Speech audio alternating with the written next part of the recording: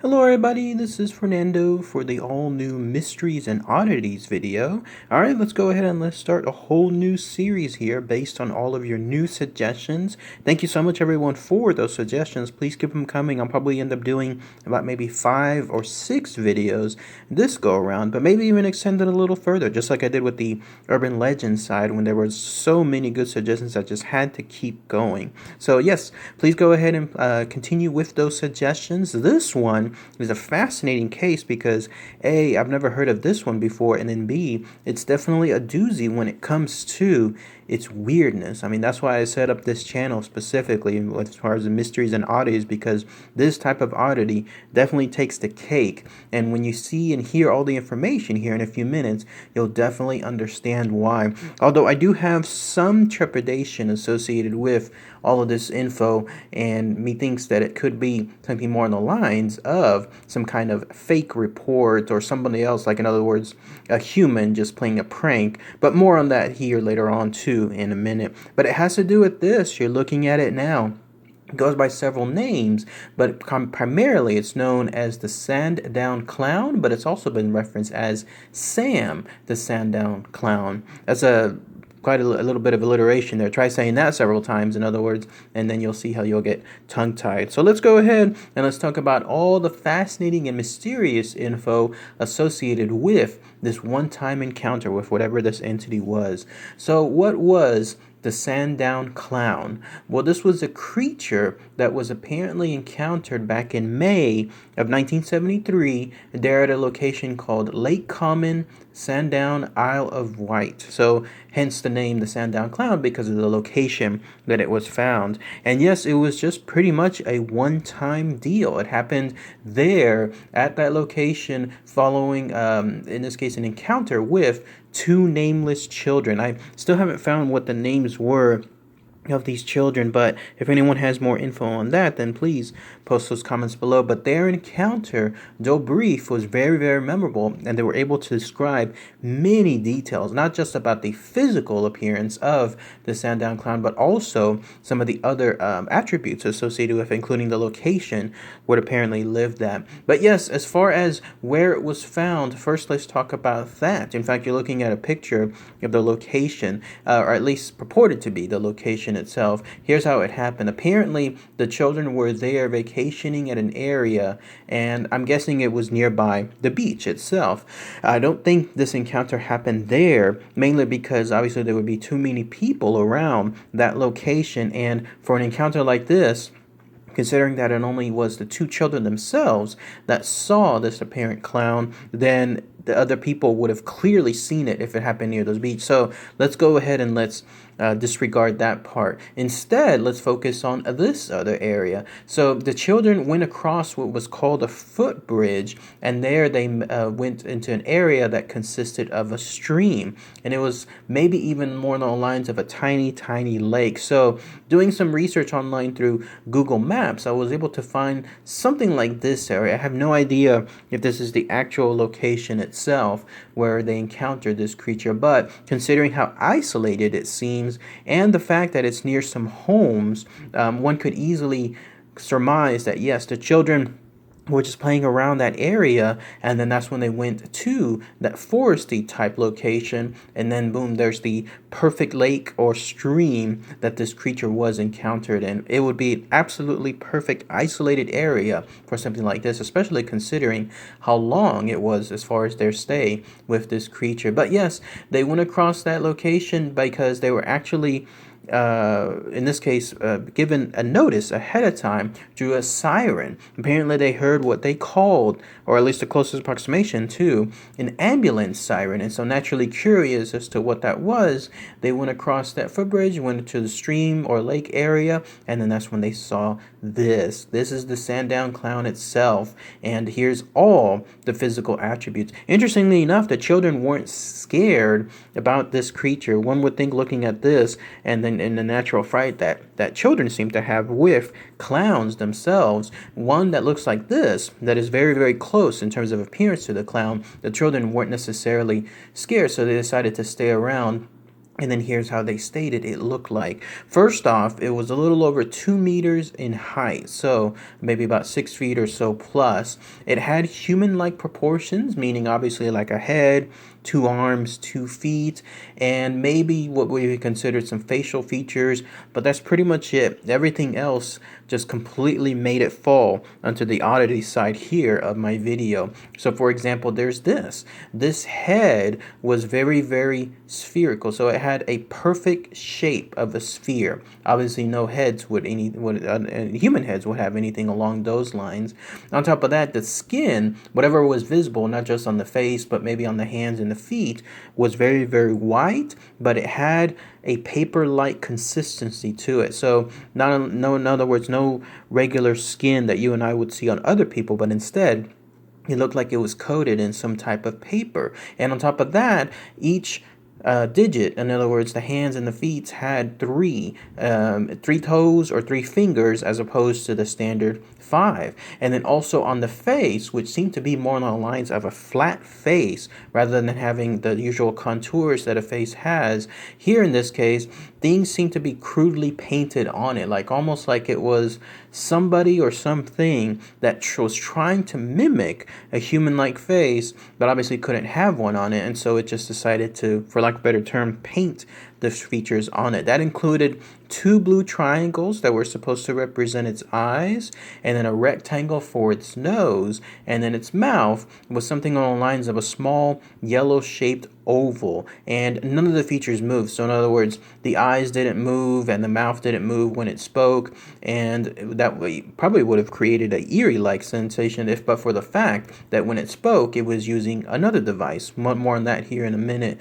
But as far as its other facial features, it did have hair, and this was considered sparse, frizzled. It was going down in reddish brown strands, and then on top of its face there was this pointy-like substance which would be considered maybe even a hat, something along those lines. And this hat had 2 antennae that looked wooden to the children sticking out from the very top of it. So clearly it was just creating a very offset appearance right from the get-go. And then the rest of its body was covered with what was considered a clown-like costume. I don't know exactly if that means like it had the usual flashy substance or texture that clowns tend to wear when it comes to their clothing, or if it had something else that just resembled it. But either way, though, it was reddish and greenish. It had almost a high collar at the top part of its neck, and then that hat that I was mentioning earlier was removable, because at one point this creature, the Sandown Clown, removed the hat and it showed the children its quote-unquote balding scalp. So that's another interesting feature that I was reading on this. And then finally, it wore something along the lines of dark blue gloves, but I'm guessing that some of I don't know if the fingers were still visible for it, but either way, though, its feet were completely bare, and then that's where they saw the 3 toes, essentially, that were on the creature itself. And then the only other thing to mention as far as its physical appearance was when it spoke again not through its face, but actually through something, a communication device of some sort that it had attached to it. And it looked like it was either, as was described, a tannoy system or one of those portable microphone slash speaker systems, the ones that tour guides tend to have whenever you go on a tour these days. I've seen those plenty of times because I love going on tours whenever I go to certain cities, and they always carry those around. It's really, really neat. They're speaking to that microphone, and then obviously that speaker that's hanging from their hip or hanging from their back. It communicates very easily. Such was the case here. Whatever the Sandown Clown was, it was choosing to speak specifically through that source, through that actual microphone slash speaker system. And the children surmised that that's where they actually heard the ambulance sound as well, the initial sound that drew them to that location. Now, as far as the demeanor of the Sandown Clown, there was this. It was very shy but friendly, the way that the children described it. In fact, it would seem to be more frightened of them than they were of it. And so even though obviously like this appearance would normally be unsettling for most children, they in turn realized that it was more friendly, and so they decided to stay with it. Can you believe that they actually stayed with the Sandown Clown for 30 minutes? And when it was talking to them, it was telling them essentially how it lived. In fact, it brought them over to an area that was again hidden within many of the other trees and so on, but still nearby the lake or the stream that was there. And the area or the hut that it found, yeah, it was described as being rough and wooden, and then on the inside it had a simple demeanor, like it had table, maybe a small set of chairs, also everything made out of wood, but very barren. In other words, very simplistic when it comes to its living area. And then this shack was next to that stream, and the way that this thing described it is it would drink the water from that stream after cleaning it, and then otherwise it would eat by gathering wild berries, and then it's pretty much that would be its main source of it. But interestingly enough, when it was communicating with them, that's when it told them its name. It told them that its name was Sam. That's why again it's another way that the name of this creature is known is Sam the Sandown Clown, and that it was basically made of, quote, all colors, whatever that means. And it would also write to them, because apparently it had a pencil and a paper nearby. It would write to them in proper English,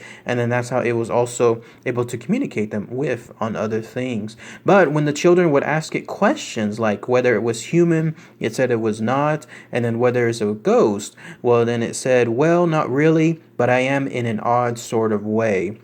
And then anything else that the children tried to communicate with it, try to get more information on, it would just vaguely answer more on the lines of, oh, you know, and then that's when it would stop. And so after about 30 minutes of this or so, I don't know exactly if the children just decided to leave on their own, or if this entity, this Sam, the Sandown Clown, decided to pretty much state to them that their time was up. But either way, they left, and then that was it. Whatever happened to this creature or this entity afterward, no one knows, because even then, when the children decided to tell their parents, who at first, of course, were thinking that this was something on the lines of a hoax, or they just wouldn't believe it, they were just thinking it was just the imagination of children themselves, they went back to that area, or at least the way I was reading it, it seemed like they were trying to show proof, essentially, of what they found, but there was nothing there. Like there was no shack, no wooded area containing whatever this creature was, no remnants of it, nothing along the lines. So even to the very, very end, like in other words, for the longest set of years, these children were completely adamant that they really encountered this creature. Whatever it was, they never wavered from their stance on there. And whether anyone else believed them, who knows, but definitely still, this was their encounter and their encounter only. No one else ran across them near that area. No one else has any other sightings associated with it. There was even this, because obviously, like if it wasn't anything on lines of a ghost, or if it wasn't anything on lines of something else, like in terms of a weird entity, then the other angle is that it could have been an alien, something along the lines of a UFO type encounter. And so the British UFO Research Association took a look at it, and they interviewed the two children. They were able to, I guess, find and try to see if there was any other proof associated with whatever could have led to this creature's existence. But no spacecraft, nothing like a UFO was recorded in terms of nearby areas. Like nobody was mentioning that they saw anything unusual along those lines.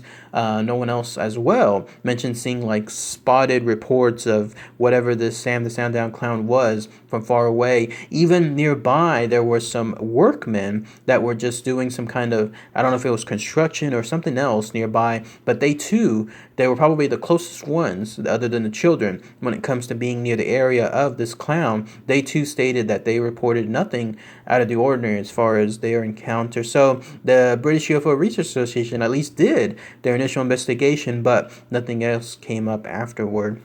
And so as far as what this creature was, what it could be, again, there's several possibilities. There's the idea that it could have just been a true entity, something else that it was just so otherworldly and it's only visible to the children, and then that's the only way that they were able to see it. Or flatly, it could just be a hoax, like it could be a human actually wearing some kind of bizarre costume that was made, handmade in this case, and then of course communicating through that simple system that could have been bought from any kind of store, and that the children were essentially placed in a ruse. And so thinking about all this and then looking at all the information, my initial gut instinct points more towards that. I don't think this was an extraterrestrial, a UFO, alien.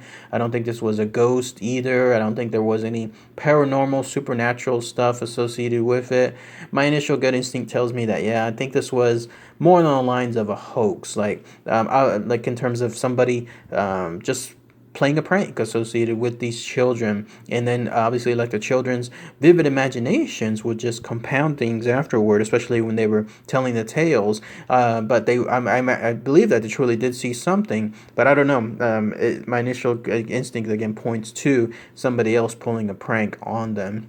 But who knows? That's just my opinion, and then maybe if I'm wrong, I'll gladly be able to retract that. And if anyone has any more proof associated with that, then please let me know. But yes, as far as any other info as far as this encounter, if anyone has any more, maybe let's say more local info, maybe somebody that lives by that area or have family members that live by that area, I'm sure it took on a life of its own, because as you can see, there's even to the point that there's t-shirts there being sold with the appearance of this creature. It definitely has its own lore or its own following. So if anyone has any more info on a more localized site, then yeah, please, I'll definitely be happy to hear or see that information in the comments. But what do you guys think? Is this the real deal? Was this an actual encounter with a mysterious entity?